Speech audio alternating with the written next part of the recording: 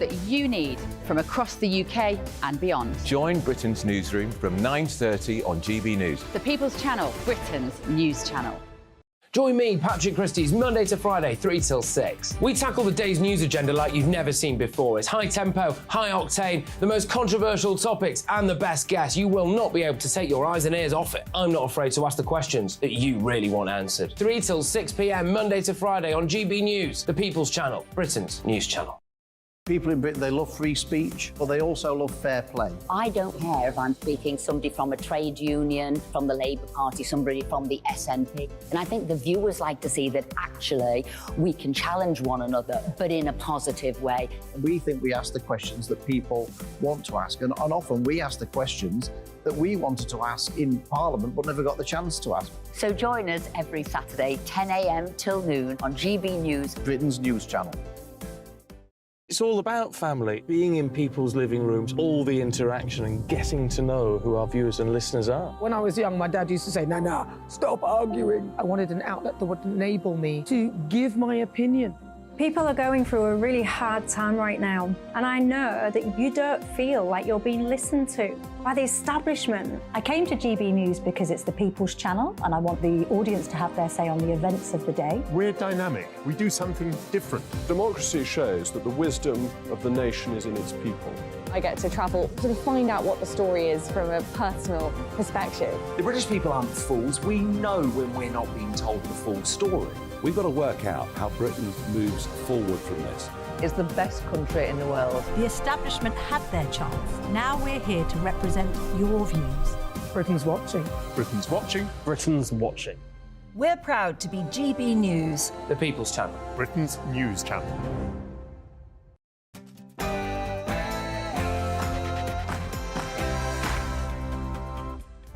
Hello, good evening, it's me, Jacob Rees-Mogg, on State of the Nation Tonight. Talk of the so-called deep state is often a red flag for frothing conspiratorial madness. And there comes a time when it's hard not to begin to connect a few dots. This week we were told of civil servants crying over Brexit. Now we're told a man being investigated by counter-terrorism had a selfie with me used as evidence that he was a right-wing extremist. I've been included in the Prevent programme's list of red flags, and now more concerns arise about the government's shady disinformation unit. The dots are coming together to form a faintly comic picture. On the other hand, this is a genuinely sinister picture. Perhaps two of the most menacing dictators to walk the earth are now doing so hand in hand. North Korea's Kim Jong-un and Russia's Vladimir Putin met today to indulge in their contrived sense of grievance against the West. Mr. Kim arrived in Russia via armoured train. Just last week, Treasury Minister urged the public not to burden the poor old HMRC with simple telephone calls as it emerged that 10 million go unanswered every year. But new revelations may explain all of that. Thousands of HMRC staff are still working from home amidst record delays. Indeed, many of them aren't even showing up to the office one day per week. All of this comes as a civil service union officer admits officials are resentful, the poor darlings, about returning to the office. Plus, we're all well overdue for the commercial success that is Sit Down with Sit Well. The last we saw of him was when he was teaching me the remarkably complicated task of cooking kippers. But today, we're told of vegans hijacking restaurant reviewers, as well as Tony Blair calling for another tax to tackle obesity.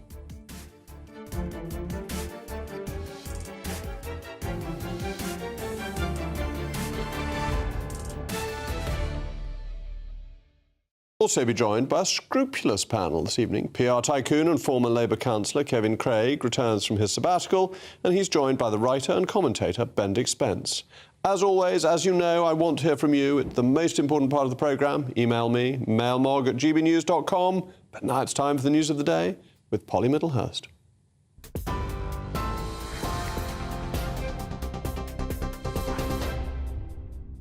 Jacob, thank you and good evening. Well, GB News understands within the last half hour, 3 members of Sara Sharif's family wanted in connection with her death have now landed back in the UK at Gatwick Airport, where they're expected to be immediately apprehended by police for questioning. It's believed Sara Sharif's father, Wootton Sharif, his partner, Benash Batul, and his brother, Faisal Malik, were on a flight that landed at Gatwick half an hour ago. The 10-year-old little girl was found dead at her home in Woking in Surrey after officers were called from Pakistan by Mr Sharif on the 10th of August. Surrey police say they'll be issuing a statement very shortly. We'll bring that to you here on GB News as soon as we get it. In the meantime, the value retail chain The Range has struck a deal to buy their collapsed rival Wilko. The company has agreed to pay around £5 million for the brand's name and its website. The sale could mean Wilko and its name does not quite disappear from the high streets just yet for good, with their products in The Range stores. 122 of the collapsed high street chain shops have already been sold on to Poundland's owner, Pepco, and some have gone to B&M as well. Still, though, more than 10,000 Wilko jobs hang in the balance. The Chancellor says the government is sticking to its plan to halve inflation as the UK economy shrunk by 0.5% in July. Jeremy Hunt says he remains confident about the future, saying the country quickly recovered from the pandemic and is growing faster than comparable countries like Germany or Italy. But Labour says the economy's contraction is a failing of the government. Tobias Ellwood resigned this evening as chair of the House of Commons Defence Committee over the so-called Taliban tourist video. In a clip posted online, he praised the Taliban government in Afghanistan. GB News understands Mr Ellwood made the decision after an informal meeting where he was asked to defend his comments online. Later tonight, he said that he'd got it wrong and the video reflected poorly on the Defence Select Committee. Sir Keir Starmer has accused the Prime Minister of failing the country during a heated Prime Minister's question time today. He attacked Rishi Sunak's record on the criminal justice system, immigration and security, as well as education. It follows the escape of the terror suspect Daniel Khalif and the China spy scandal in Westminster. Sir Keir says the Prime Minister can't be trusted to protect the country, but Rishi Sunak hit back, saying the opposition leader was a politician without conviction. You're with GB News across the UK on your TV, in your car on digital radio, and now on your smart speaker by saying, play GB News. This is Britain's news channel.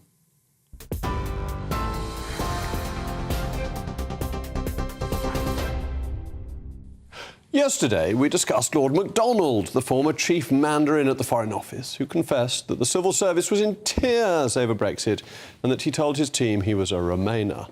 He broke the civil service code because he thought it would be good for Foreign Office morale. Last night, just after coming off air, I learned that a former trade official has said that a selfie with me was held as evidence that he was a right-wing extremist by counter-terrorist police. Earlier this year, it was revealed my name was included on a list of right-wing extremist red flags, whereas I must confess I'd prefer a blue flag, but never mind, by the Prevent counter-extremism programme. And now, to complete the picture, how can we forget the fact that Nigel Farage was debanked by NatWest, along with other Brexit Party MEPs? This is painting a picture of an amateurish Inspector Clouseau-style approach by the United Kingdom's officials. If you're a Conservative in public life, you can expect rather dopey officials who are probably too idle to come into the office or to do serious work to have suspicions about you. And if they suspect me, if they really do, then they probably suspect the 52% of us who voted to leave, plus, of course, the current and former Home Secretaries who they obviously report to. It's not a conspiracy theory any longer that officialdom is dominated by a modern liberal version of the Keystone Cops. Let's take the example of the blubbers booby old Lord MacDonald. He merely exposed what we already knew to be true. The civil service dragged their heels to thwart Brexit because Remainerism is rampant across Whitehall. They were too busy wiping away their tears to get on with administering the government. Then look at Sue Gray, once hailed as infallible and impartial, former Permanent Secretary who investigated the Partygate scandal and now is, of course, working for the Leader of the Opposition and had secret conversations with him before swapping sides. Look at our counter-terrorism and extremism infrastructure. As the Short Course Review earlier this year revealed, the Prevent programme was overrun by comical political correctness, allowing itself to become distracted by phantoms at the expense of pursuing genuine threats. The fact that legitimate Conservative commentators, such as Douglas Murray and Melanie Phillips, or even I, were considered red flags for counter-extremism, tells you how laughable the establishment has become. And now it's alleged this went as far, and it is only alleged, so we'll have to see whether this all comes out of the ether, went as far as a selfie with me being used as evidence of somebody being a right-wing extremist. The Nigel Farage debanking case demonstrates that this mindset has extended beyond the public sector and into the private. The NatWest is 38% state-owned, but it's still majority private. And just to top all this off, a number of cross-party MPs wrote to the Culture Secretary criticising the shady counter-disinformation unit of the government. This unit was used throughout the pandemic to monitor what it called disinformation or views it disagreed with. But the unit, whilst posing as an arbiter of truth, quickly fell into the trap of targeting entirely legitimate dissent. It ended up collecting posts from people for the crime of criticising lockdown.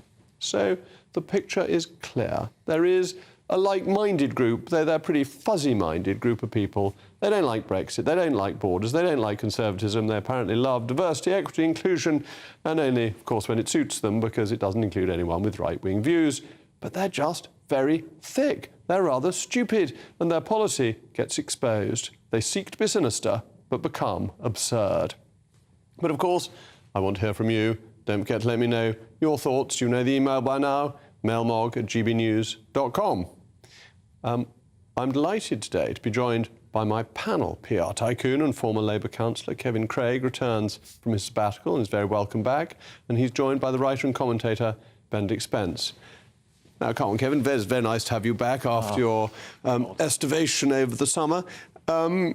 Your friends, your lefty friends, aren't they making themselves look a bit silly? I mean, I've had to sit through some stuff in my time, Jacob, but that last monologue from you, I mean, oh, crikey. Right, Lord MacDonald, right? Now, perhaps for the first time tonight, you'll have to encourage your GB News viewers to watch the BBC, right? Because that's where this programme is, that your good self appeared on, right?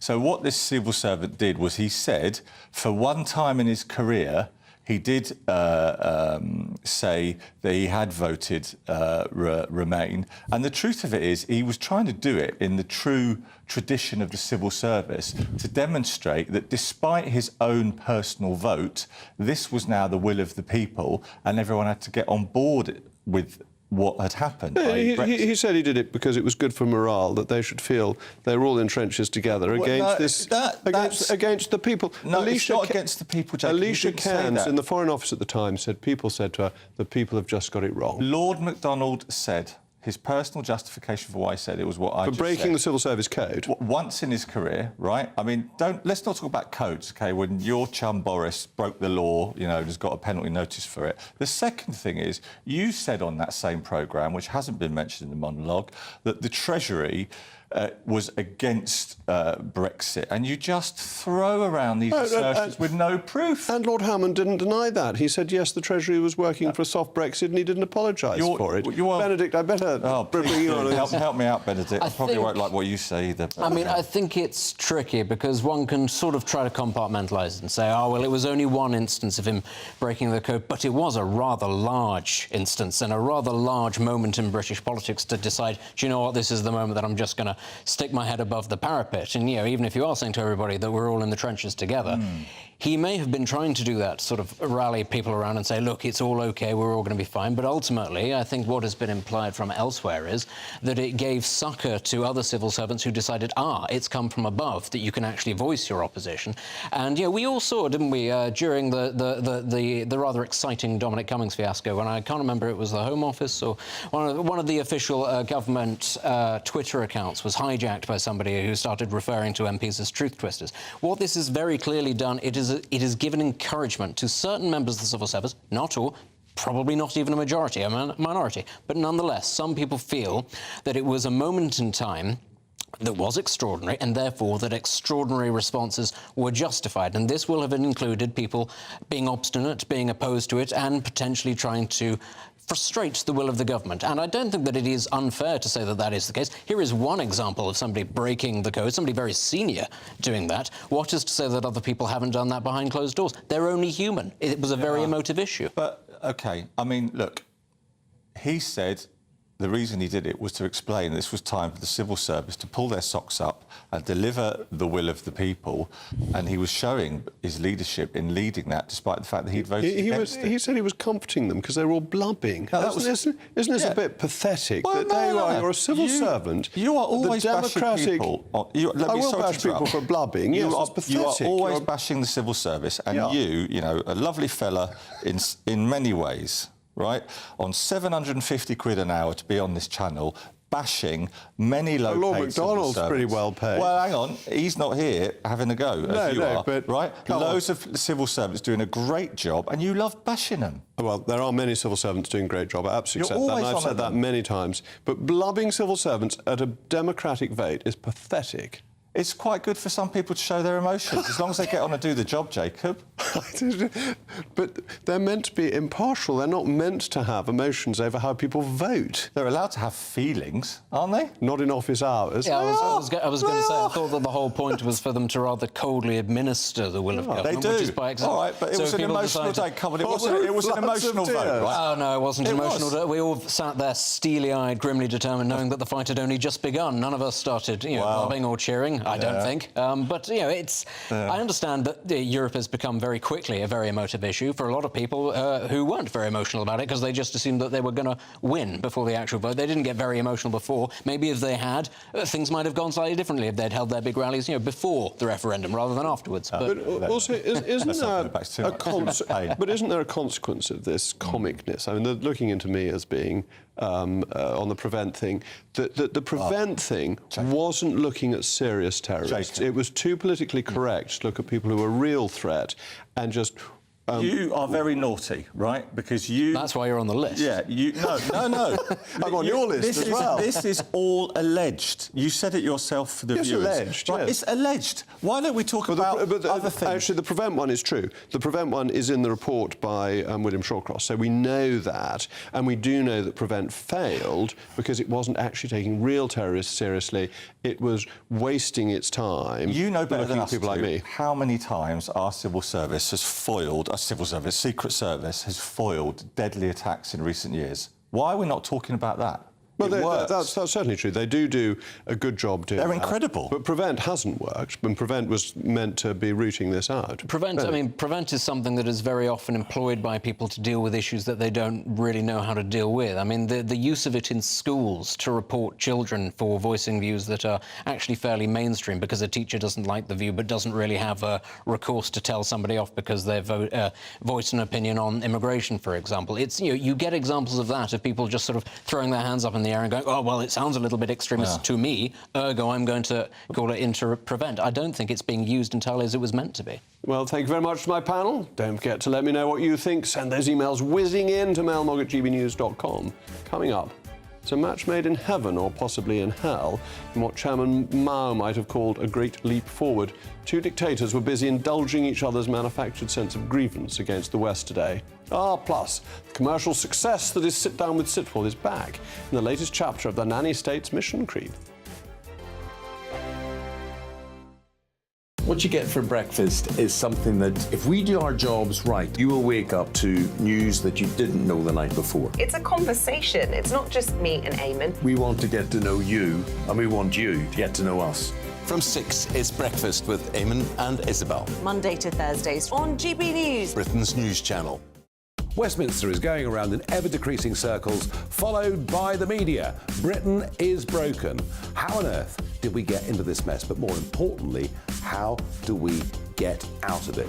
Join me at 7 p.m, Mondays to Thursdays on Farage, here on GB News. We will have open, rational debate. We've got to work out how Britain moves forward from this. Join us here on GB News, the People's Channel.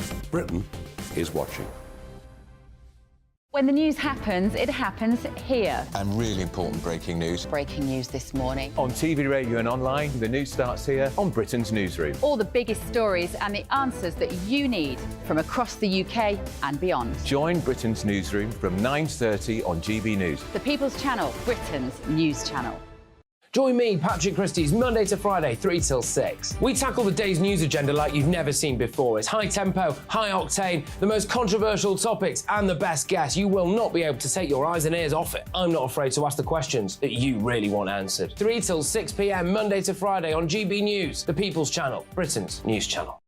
People in Britain, they love free speech, but they also love fair play. I don't care if I'm speaking somebody from a trade union, from the Labour Party, somebody from the SNP. And I think the viewers like to see that actually we can challenge one another, but in a positive way. We think we ask the questions that people want to ask, and often we ask the questions that we wanted to ask in Parliament but never got the chance to ask. So join us every Saturday, 10 a.m. till noon on GB News, Britain's news channel. It's all about family, being in people's living rooms, all the interaction and getting to know who our viewers and listeners are. When I was young, my dad used to say, nah, stop arguing. I wanted an outlet that would enable me to give my opinion. People are going through a really hard time right now, and I know that you don't feel like you're being listened to by the establishment. I came to GB News because it's the People's Channel, and I want the audience to have their say on the events of the day. We're dynamic. We do something different. Democracy shows that the wisdom of the nation is in its people. I get to travel, sort of find out what the story is from a personal perspective. The British people aren't fools. We know when we're not being told the full story. We've got to work out how Britain moves forward from this. It's the best country in the world. The establishment had their chance. Now we're here to represent your views. Britain's watching. Britain's watching. Britain's watching. We're proud to be GB News, The People's Channel, Britain's news channel.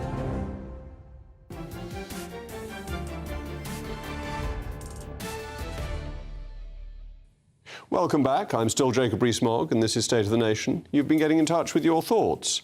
Sue says, seems to me that the problems we are experiencing are not due to Tory policies, but due to Labour policies enforced on our elected government by unelected left-leaning civil servants. And Colin says, hello, Jacob. I can only imagine how intimidated the man who was photographed with your good self must have felt when he was questioned. The priorities of our police seem sadly to be all wrong. In a gloomy development for global politics, Kim Jong-un of North Korea and Vladimir Putin of Russia met to discuss how they might better support each other as both powers entrench their opposition to the West. President Putin, who has been rather short of friends over the last 18 months, seems to have found himself a short friend to play with in an attempt to show us that he is not Vlad no-mates. The ghoulish twins toasted their friendship and promised to continue their country's talks after Mr. Kim returns to North Korea.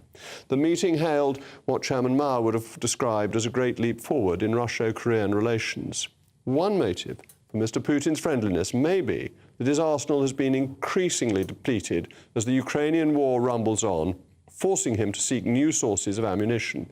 It is believed that he hopes to sign an arms deal with the North Koreans in order to acquire fresh resources. Both leaders sealed their plutonic pact with a cheerless walkabout around a cosmodrome in eastern Russia. The scene, which at first glance may easily have been mistaken as the meeting of an Orwell cosplay society, reminded us just how precious our democracy is and the freedoms that we enjoy within it. The waxing aggression of North Korea and Russia, and also China, must compel us to stand firm in defence of British liberties. I'm now joined by the former Conservative Party leader, Sir Ian Duncan-Smith. Ian, thank you very much for joining me this evening. How worried should we be about North Korea and Russia forming a closer alliance? They've been friends for a long period, but does this change anything for Ukraine as far as you see it? Well, I think it does. Yeah, I think it should be very worrying. What's going on is a way of Russia trying to get hold of ammunition and spare parts that it's running through very quickly and unable to replace at the scale of their loss. So North Korea is after technology that will allow them to develop their own arsenal of nuclear weapons, and also under the guise of sending satellites into space. But they're not really interested in that so much as spying on people, but more for the technology that goes with the building of rockets and the building of satellites. But there is a bigger issue here, Jacob. It's the link between the China and North Korea. What we've got here is a little bit of a shuffle, because China has already, we understand, been supplying small arms and lots of parts for helicopters and aircraft to Russia, constantly saying that it's not supporting them, but it appears that it is. But this North Korea thing, I doubt whether North Korea itself by alone would be capable of providing the kind of scale that Russia's after. So we know that North Korea does the bidding of China more often than not. And there's maybe a way of China being able to get equipment to Russia with deniability, which I suspect is the reality of the case, and giving them full support in return. Of course, North Korea gets fuel and all the rest of it to help them stave off the starvation of their citizens. So this is actually really dangerous, because North Korea improves its ability to develop nuclear weapons and the delivery mechanisms for nuclear weapons. It becomes a transit camp for Chinese supplies through to Russia, but with the Chinese denying that it's them. So it strengthens North Korea, it helps Russia, and it's difficult for Ukraine, but it also increases tension in the Far East. All of that is exactly correct. And of course, I'm astonished by the broadcasters generally, who have reported this as though it's a straight North Korea-Russia deal. We know that the President Xi visited Moscow only a few months ago, and in it he said, as he was leaving the dinner that they celebrated, he said about their union, he said, together we will change the world.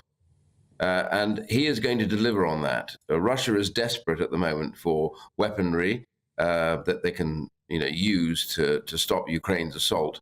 And I believe with China and with North Korea involved, this could be very dangerous for Ukraine and for the West. The West has got to wake up.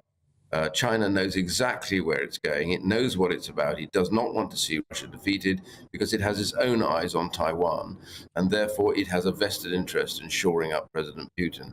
Well, very dangerous. The West is asleep at the wheel. Thank you very much for coming on. With me now is Robert Fox, who is possibly the most distinguished defence editor in the country. I think the possibly is OTO's and is with the Evening Standard. Robert, thanks so much for coming in. You broadly agree with Ian's analysis that it won't be North Korean weapons going through, it will be Chinese weapons going through. I think there's been quite a lot of North Korean weapons. Quite what and how? Desperately, as Sir Ian said, Russia needs artillery shells. Not only artillery shells, but artillery gun barrels, cannons, howitzers, because they're getting through them at a tremendous rate. And it's an interesting gloss on this, that Putin said he was going to ramp up Russian defense industries so that they could supply this patriotic war, bringing back the old Stalinist rhetoric from 1941. And it hasn't worked so far. They are desperately short. They need this. But I agree with Sir Ian. In most of the commentary so far, it's like the Sherlock Holmes story, Silver Blaze, the dog that didn't bark, which was singular. And the Chinese silence, or relative silence, has been extraordinarily interesting. There has been a little hint where there's been a suggestion, there are going to be joint military exercises involving Russia, North Korea and China. Naval exercises. I mean, this is sinisterly bizarre, but it is sinister. It is sinister, and it's deeply worrying because China tries to pretend that it doesn't control North Korea. Yeah. But in reality, North Korea is bankrupt without Chinese support. And starving.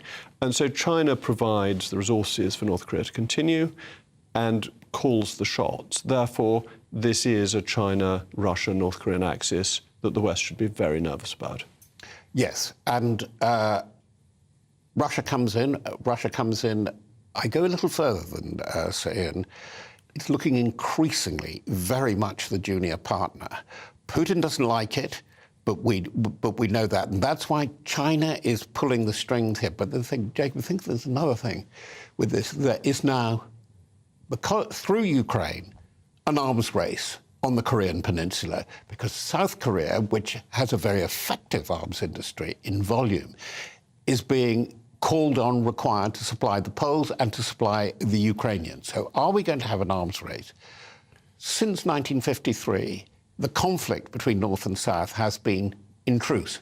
There's been no treaty, but it's been frozen. Could it become unfrozen? This is a real worry with this. And one thing we know Russia can provide to North Korea is the capability to launch missiles, because Russia has that technology, and so far North Korea has failed in most of its tests. Yes, and furthermore, I'm sorry, I do slightly disagree with Sir Ian on a technicality. Satellites are very important. They are not just things in the sky that look at you. They have a lethal capability, and the Koreans know this, and the Russians know it, and it's one of the few things, as things stand at the moment, because Russian defence industries are not quite on their uppers, but getting that way. But one thing they can offer is satellite technology. And this helps the Chinese because they maintain their level of deniability. If North and South Korea were to get back to hostilities, China would be able to say, well, it's not really our fault. Not me, Gov. Yeah, absolutely. Then it makes it much harder for us to know how to respond to China whilst they're denying that it's actually their direct responsibility, even if we know their denials aren't really true. Indeed, and that's where I do follow what Sir Ian is suggesting. I've been at the huge Defence Expo International exhibition in Excel. It's huge. It's the biggest it's been so far. And you could see all this technology, well, a great deal of this technology on display, but it's now engaging in what the potential for this stuff really is, and that's why we have to be vigilant about it. So how do we respond?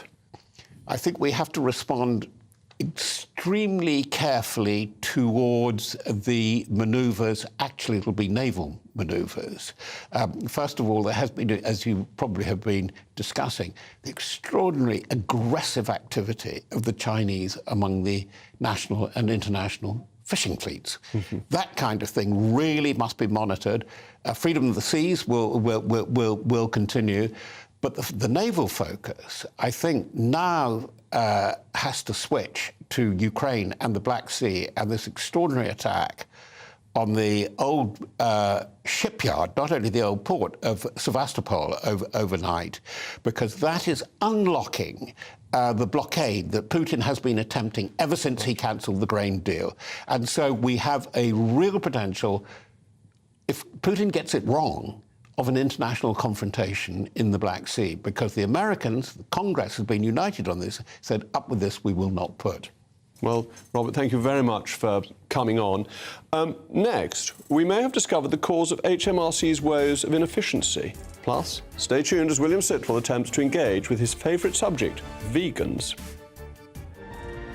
Looks like things are heating up. Boxed boilers, proud sponsors of weather on GBNews.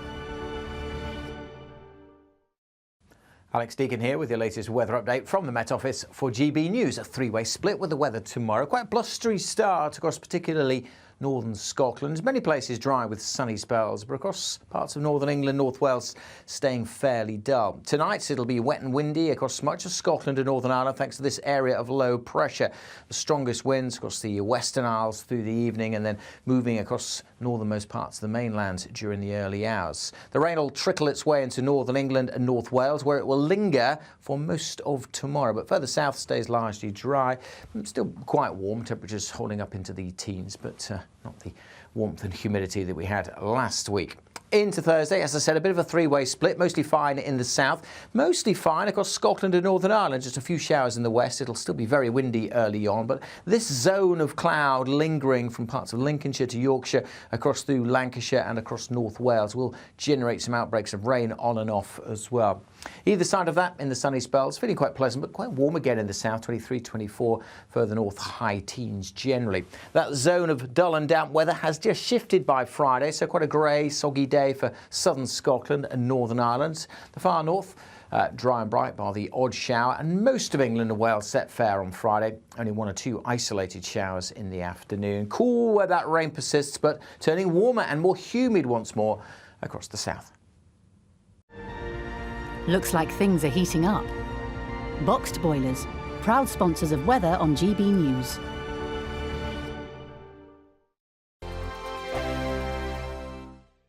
The Live Desk with me, Mark Longhurst. And me, Pip Thompson. It's here Monday to Friday on GB News. From midday, we'll bring you the news as it breaks, whenever it's happening and wherever it's happening, from across the UK and around the world. Refreshing, feisty, but with a bit of fun too. If it matters to you, we'll have it covered on TV, radio and online. Join the Live Desk on GB News, the People's Channel, Britain's news channel. So Jubes and Kerr, we tackle the issues of the day with real robust debate, both sides of the fence, battling it out with me in the middle with my forthright opinions and views, and often really interesting things happen because you start with a position and then by the end of the debate you find actually, well, I might not have thought about that one. What we need in this country is 2 new political parties. You should maybe think about doing a 2024 calendar. I'm Michelle Dewberry and I'm keeping you company right through until 7 o'clock this evening. GB News, the People's Channel, Britain's watching. Monday to Thursday, 9 p.m. till 11 p.m. Join me, Dan Wootton, for 2 hours packed full of unfiltered opinions, unique takes, and fiery debates. I guarantee you blockbuster guests and exclusive reporting with no spin, no bias, no censorship. I think there is a culture of collusion, quite frankly. And no reason to go to bed. That's Dan Wootton Tonight on TV, radio, and online. Monday to Thursday from 9 p.m. till 11 p.m. only on GB News, Britain's news channel. In a world of dull and predictable radio and TV shows. Oh, hi. On Mark Dolan Tonight, we've got big guests. We drill into the big stories of the day. The show adds up to a brilliant listening and viewing experience. Mark Dolan Tonight is the most entertaining current affairs show ever, and that's a fact. That's Mark Dolan Tonight, Friday, Saturday and Sunday from 9. Only on GB News, Britain's news channel.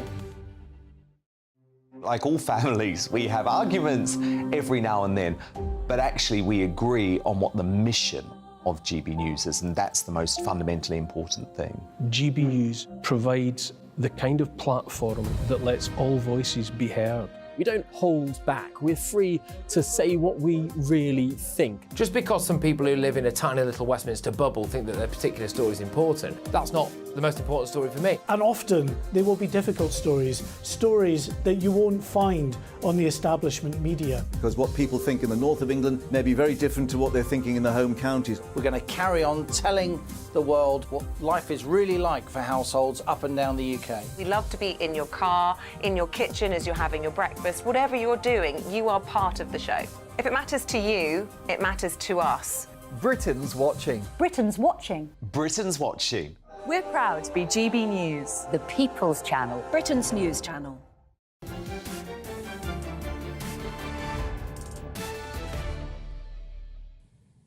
Welcome back. I remain Jacob Rees-Mogg, and you've been getting in touch with your thoughts. Jeff, will you be asking William Sitwell about Putin and Kim's dinner? I hear it was crab dumplings and shrub sorbet. I thought the Korean leaders ate celestial cow.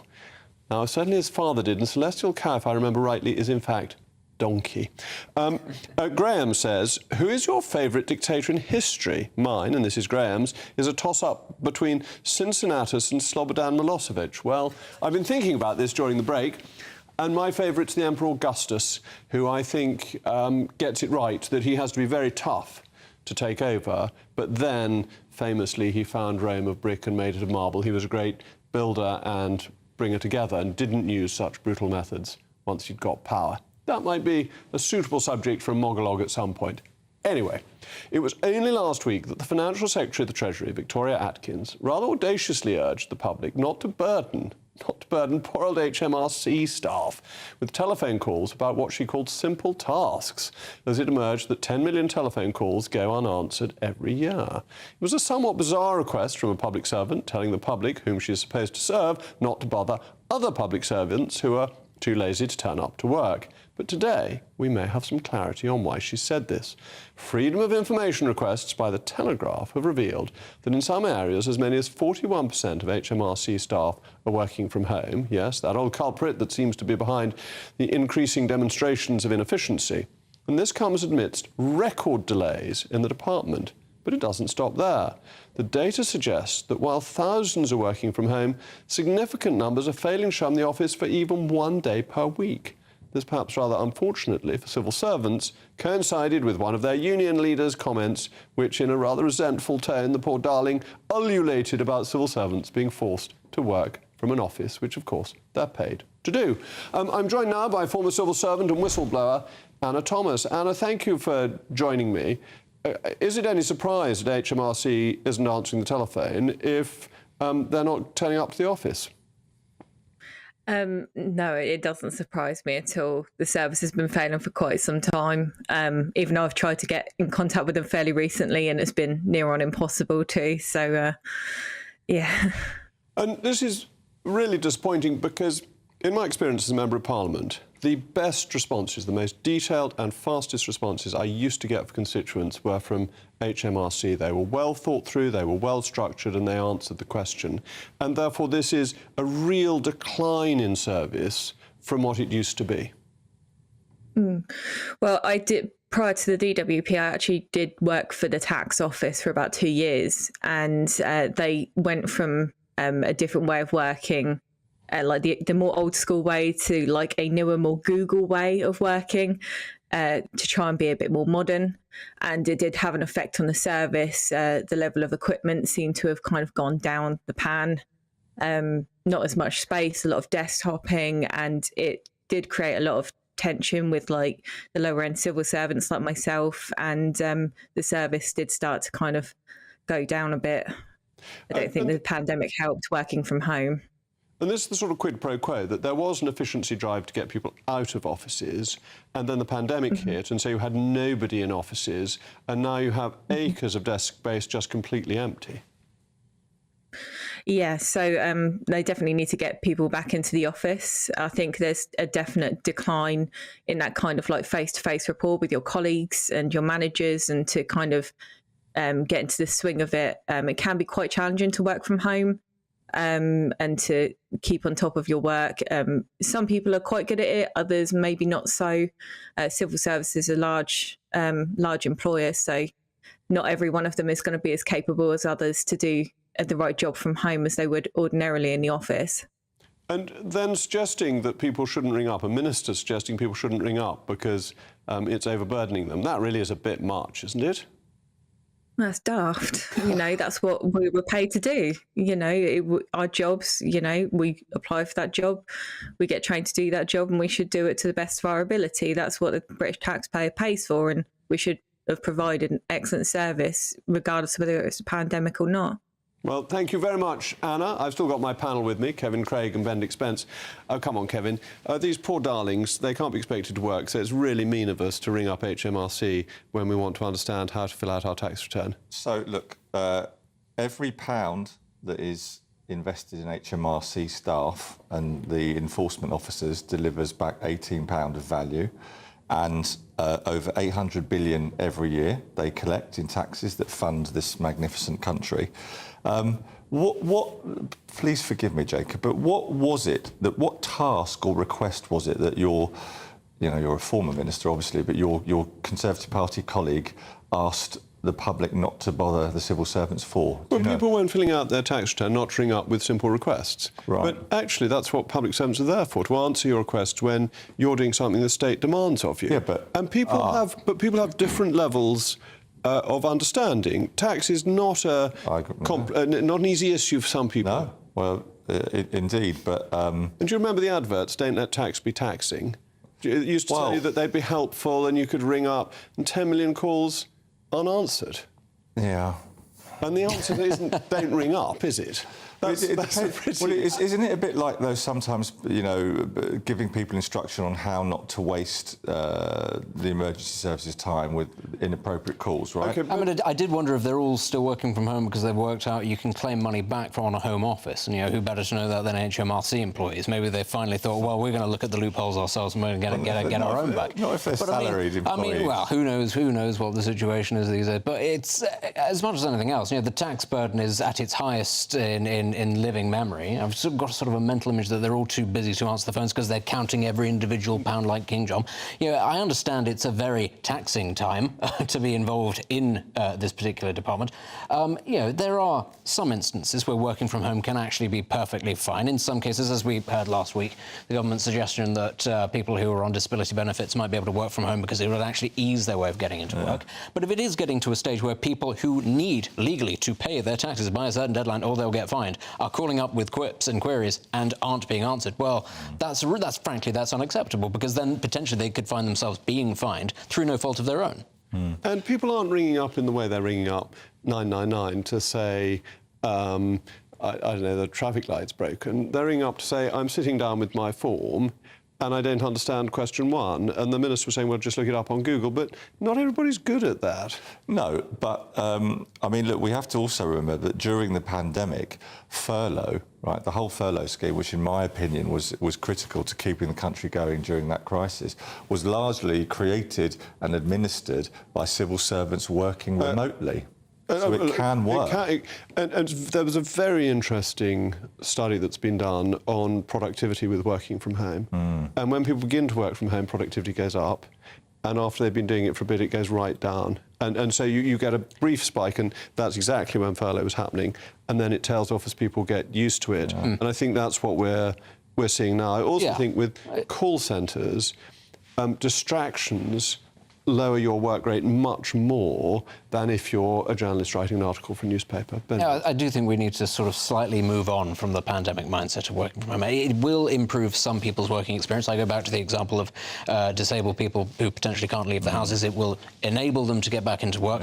But we are no longer in the pandemic, and we do need to sort of, you know, pull our socks up and say, OK, that was an extraordinary set of circumstances, but if it is affecting things like productivity, if you can prove that it improves it in some instances, then fine. But if not, then that's not acceptable, especially from a government department that exists to take in the very money that is supposed to make the country work. Well, I think one of the things that happened, I actually think that's a very well-made point, but I think there's probably, if you look for it, Jacob, a graph that shows when you started to go around all those offices, dishing out those notices that you did to the civil servants that work for you, what impact did that have on people's willingness to come back to work, do you think?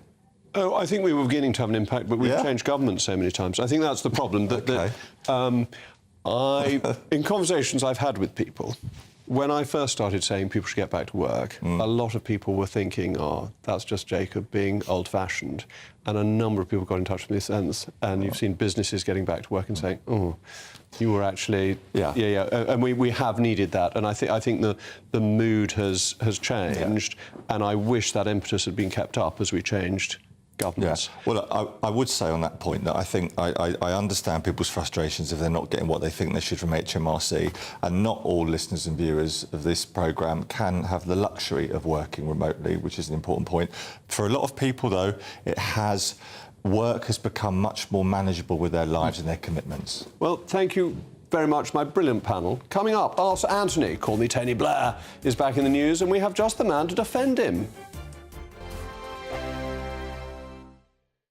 Monday to Thursday nights on GB News. At 6, it's Dubes & Co. 7 o'clock, Farage. At 8, join Jacob Rees-Mogg. And at 9, Dan Wootton Tonight, followed by headliners on TV, radio and online. This is GB News. Now then, Lee Anderson here. Join me on GB News on my show, The Real World, every Friday at 7 p.m. I'm not eating bloody cat. Are you delicious. mental? Open your mouth. OK, here comes a train. Reminds me of the scene in Singing in the Rain. Adam, is that a good one? Whoa! Join me at 7 on GB News, Britain's news channel. Join me, Camilla Tominey, on Sunday mornings from 9:30, taking the politicians to task and breaking out of SW1 to see how their decisions are affecting you across the UK. Bursting the Westminster bubble every Sunday morning, only on GB News, the People's Channel. Britain's watching. Join us every night on GB News at 11 p.m. for Headliners, which is 3 top comedians going through the next day's news stories, which is exactly what you need, because when the establishment has gone crazy, you need some craziness to make sense of it. So join us 11 p.m. every night on GB News, the People's Channel, Britain's news channel. I'm Andrew Doyle.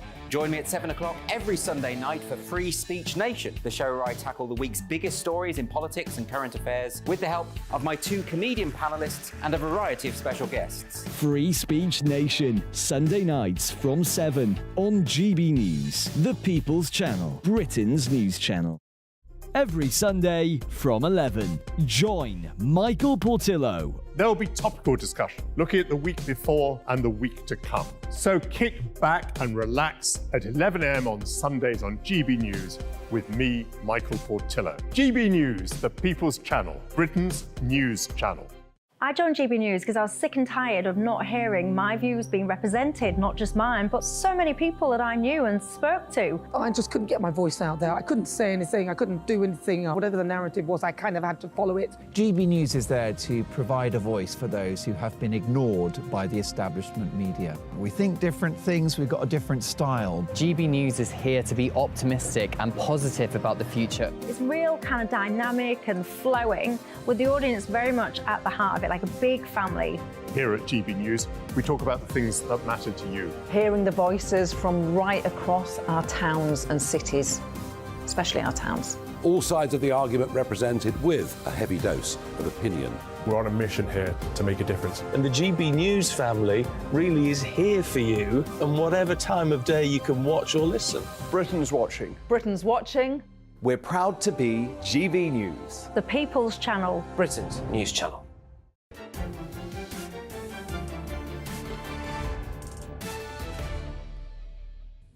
Welcome back. I continue to identify as Jacob Rees-Mogg. Now, several of what I'd like to call vegan vendettas have been playing out over the past few months. Those vexing vegans have been making mischief once again, this time in Wiltshire, a very distinguished county. It was on the right side against the Danes when King Alfred won, by hounding a farm shop with negative reviews and abuse. When the owner of the gourmet goat farmer invited members of vegan Wiltshire, doubt they'd have defeated the Danes, to see how well they treat their animals, none of them showed up.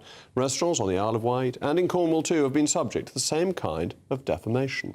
But this is not the only recent fight over our food. The former Labour Prime Minister, Sir Anthony Blair, has urged ministers to tax junk food for the sake of the nation's health. This is the very same Tony Blair who also said today that if Sir Keir Starmer wins the next general election, he won't be able to fix the country by, and I quote, taxing and spending. There seems to be a contradiction in that somewhere. Anyway, I'm now joined for another Sit Down with Sitwell by the eminent restaurant critic, William Sitwell. William, it's pretty mean of these vegans when they were invited to a restaurant then to make fake reviews saying it's awful, isn't it? Well, one of the key drivers of building great British food culture and the resurgence of British food culture is the sort of regional farm shops. Run by people who support local producers, small-scale producers who do it more for passion than for cash.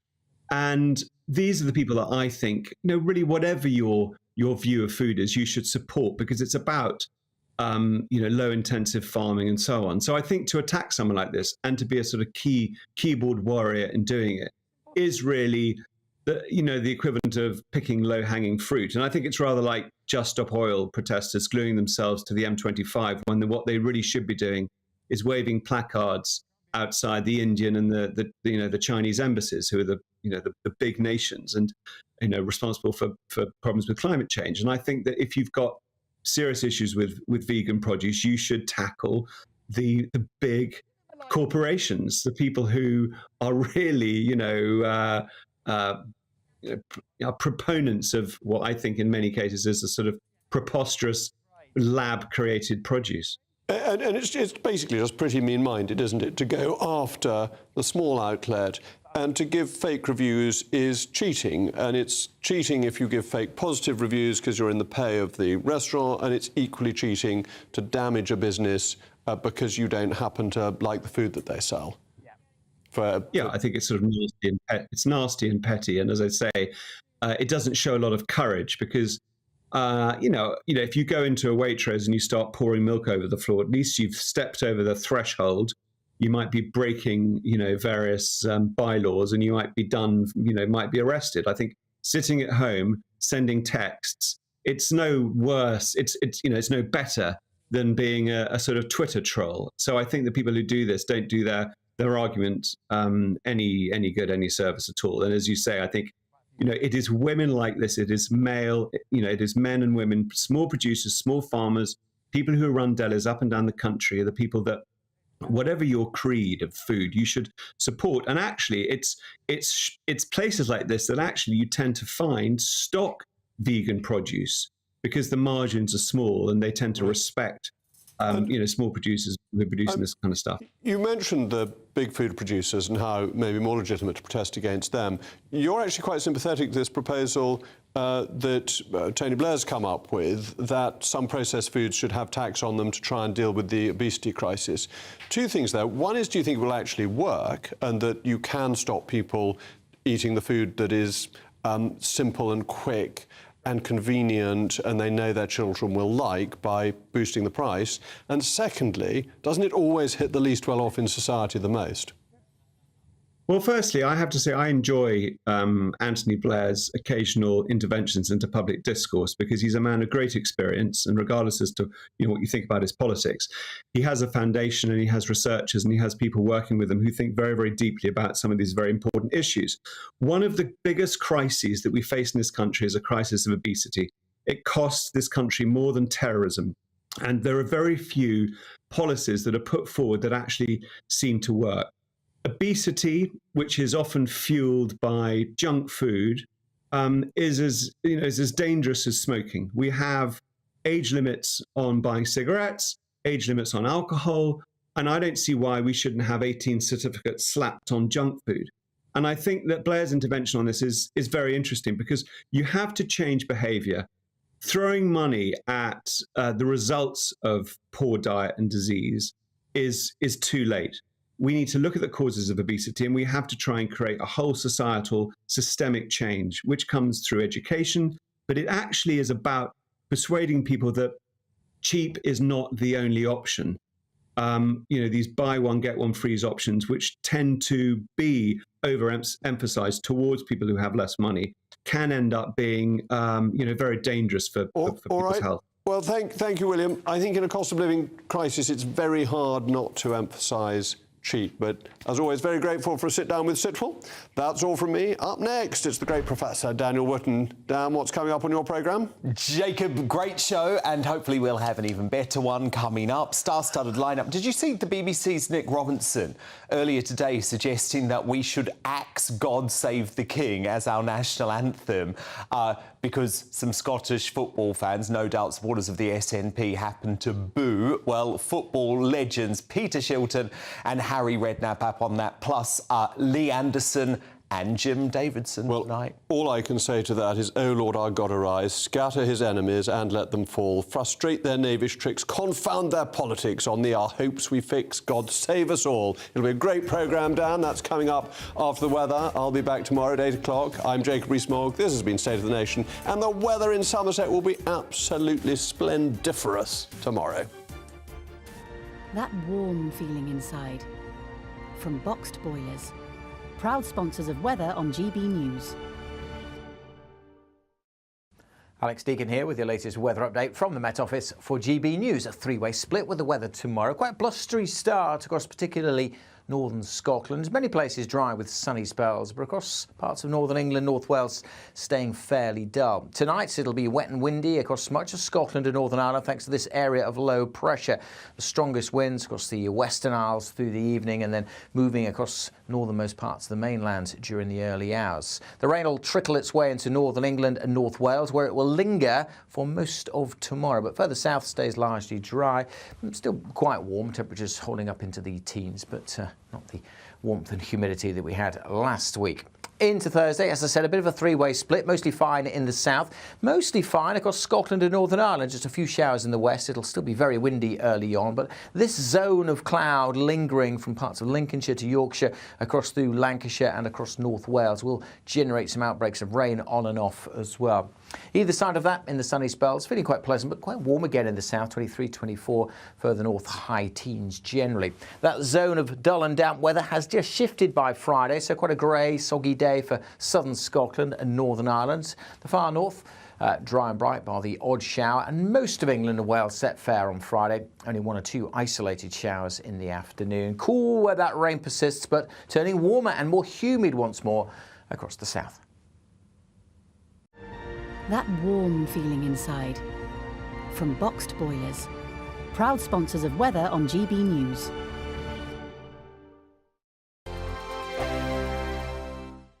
What you get for breakfast is something that, if we do our jobs right, you will wake up to news that you didn't know the night before. It's a conversation. It's not just me and Eamon. We want to get to know you, and we want you to get to know us. From 6, it's Breakfast with Eamon and Isabel. Monday to Thursdays on GB News, Britain's news channel. Westminster is going around in ever-decreasing circles, followed by the media. Britain is broken. How on earth did we get into this mess? But more importantly, how do we get out of it?